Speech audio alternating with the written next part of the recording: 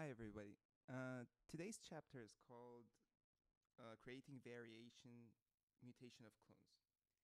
And what that means is, let's say I have a melody like I have here, and it's pretty basic, like an arpeggio, and I want to create different versions of it. So this provides kind of a systematic way of doing so. The way the book says you go about doing this, you duplicate it for a number of times, 8, and each time you make one meaningful variation, meaning that you can hear the difference between each variation and the original, and each variation and the other variation.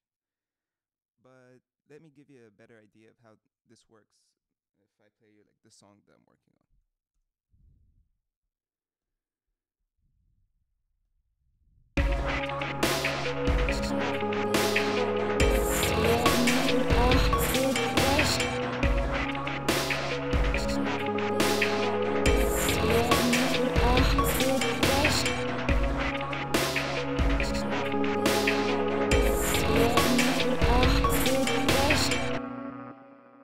Okay, so you can see that it's not really a song right now. It's an idea that I really want to make into a song. Um, so let's see what I did here in terms of variations.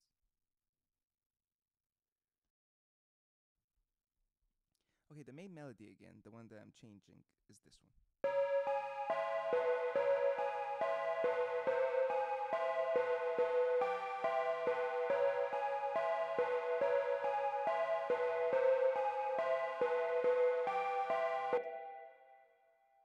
So for the first variation, what I did was, as you can see here, every bar starts with either a C sharp or a C, except for the last one, it's a B, so I left that.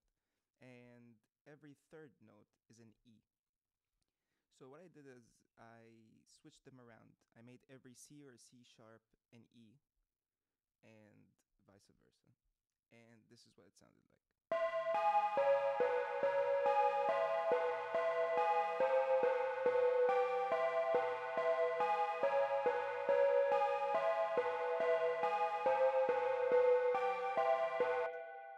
So it's a pretty minute difference, but there is a difference, and that's the whole point of it. The second one, I kept the note positions as they are, and I changed the rhythms a little bit, especially in the second and third bars. And this is what it sounds like.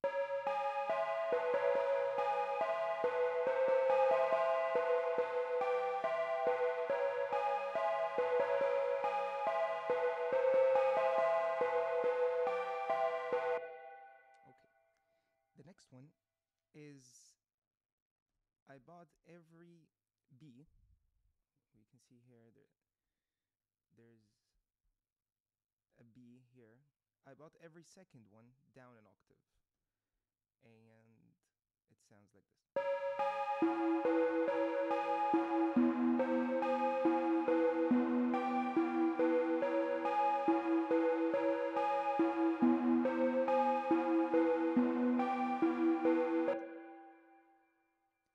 For the fourth one, I did it like the easiest way I could think of. I just Command A or click A to select all the notes, and I clicked on invert, which is different to reverse. So if I've inverted back, it's exactly what we started off with. But I'm gonna invert it again, and this is what it sounds like.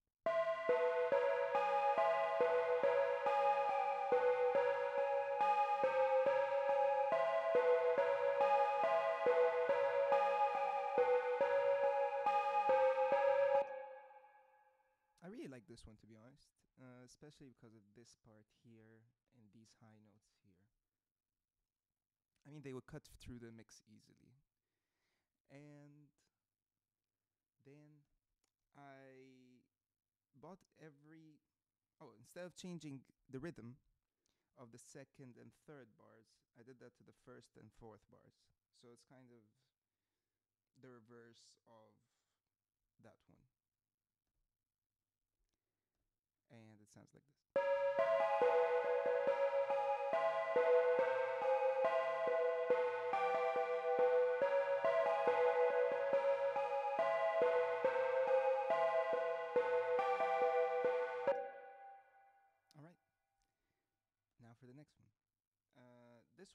Okay, the idea for the last three is basically the same.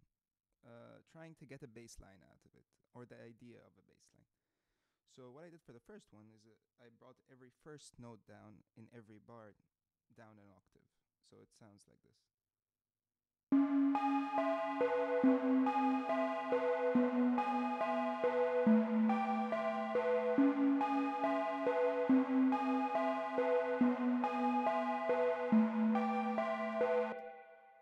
So it has this walking bass or step bass, whatever it's called, feel to it, which is pretty standard.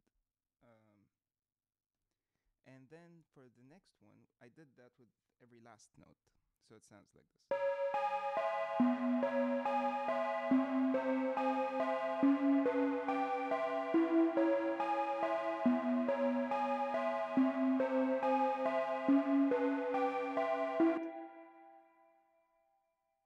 I think this would result in a better bass line than the first one. The first one is pretty standard. The next thing I did is exactly the same, bring some notes down an octave, but I did that with the second and third. And this is what it sounds like.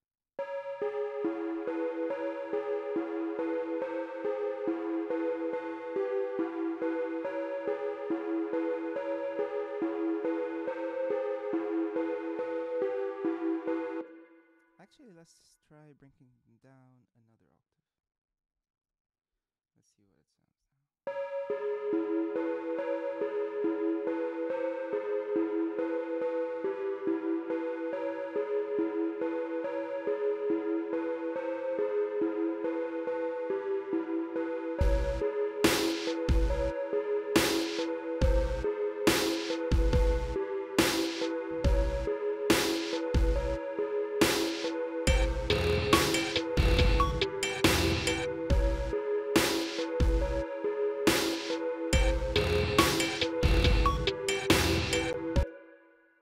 And that's it.